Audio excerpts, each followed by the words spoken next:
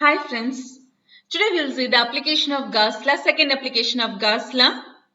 So first we saw about the infinite line of charge. Now we will see about the infinite sheet of charge. So before seeing the application, just recall the Gauss law statement. So what is the Gauss law statement? The net electric flux passing through any closed surface is equal to the charge enclosed by that surface. So say once again, the net electric flux passing through any closed surface is equal to the charge enclosed by that surface. So what is the equation of Gauss law? Total electric flux psi is equal to closed surface integral of ds dot ds is equal to total charge enclosed. In simply we will say the Gauss law Q is equal to closed surface integral of ds dot ds. So we are going to say about the infinite sheet of charge. The question for infinite sheet of charge may be directly asked, means find the electric flux density of a infinite sheet of charge using Gauss law. Another very direct question, discuss the Gauss law and its application. Indirect question means the features of infinite sheet of charge may be explained. So on that time you may have a confusion between whether it's an infinite line or infinite sheet of charge. So understand the question properly, whether it is line charge distribution or surface charge distribution. First we saw about the infinite line of charges under line charge distribution. It had only one dimension. Now infinite sheet of charge is going to have two dimensions. Okay. So question may be explaining the features of infinite sheet of charge, and they may ask you to find the electric field intensity or electric flux density using Gauss law. So before answering any question, we have to go through the question twice or thrice so that you will understand the question properly, then start to answer the question. That is very much to understand the question properly in EMF. So let's see. This is the diagram for infinite sheet of charge. So we are placing the infinite sheet of charge at this point. So in XY axis. So this is your X and this is your Y axis, and we are placing the infinite sheet of charge in XY axis. So at XY axis, what is the value of Z? Z is equal to 0. So at XY axis, Z is equal to 0.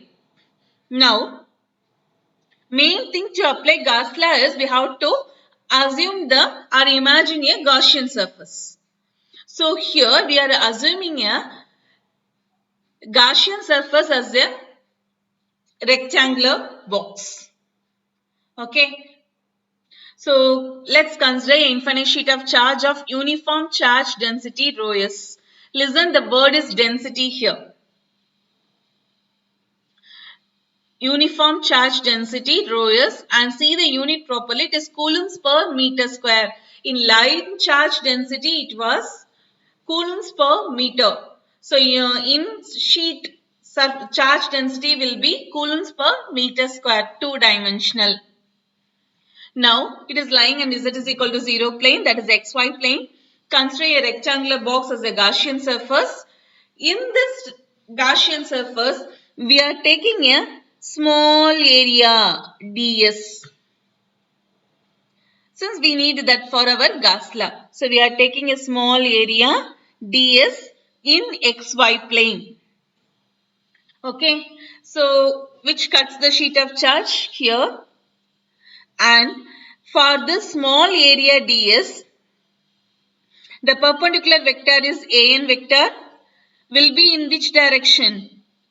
For this, if it is in xy plane, it is perpendicular axis is only z axis. So in top side, it will be az vector. In the bottom side, it will be minus az vector. Understood?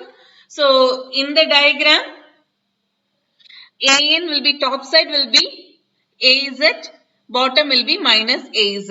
So d is normal to the plane of an is equal to az, minus an is equal to minus az direction. And ds will be equal to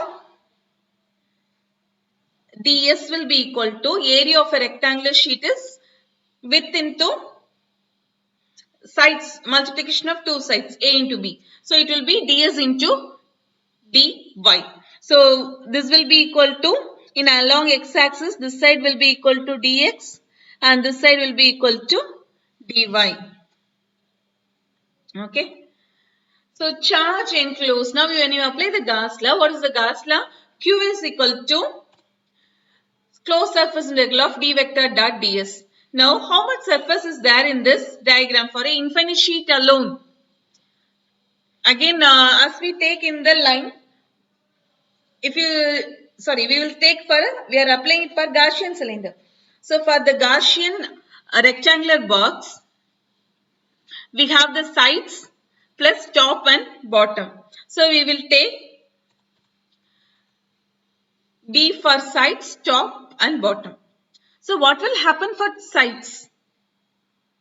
Since the ds is very small and the thickness is very less, normally sides will be neglected. We'll explain how the sides are not considered here. If we take the sides, ds dot ds is equal to 0. Since it is taken as infinite sheet of charge, we don't have the dimension for side actually. So D has no components in x and y direction. Okay. So it has, since it has only in the direction of AZ. So we'll take D vector dot ds is equal to 0. Why we are taking is no component of D along x and y direction. The reason is, if you take the thickness is very small for infinite sheet, and when you take the ds, we don't take the thickness also. Only we are saying that capital D vector is along the perpendicular direction alone. So perpendicular direction is AZ and minus AZ. So sides is equal to 0. For top surface, if we consider, D is equal to DZ into AZ vector. So ds will be equal to dx dy into AZ vector. So perpendicular is, we are ds normally we take along with the perpendicular direction. So dx dy into AZ vector. Multiply d into dx. AZ into AZ will be equal to 1. So dz dx dy. So d vector dot ds is equal to dz dx dy.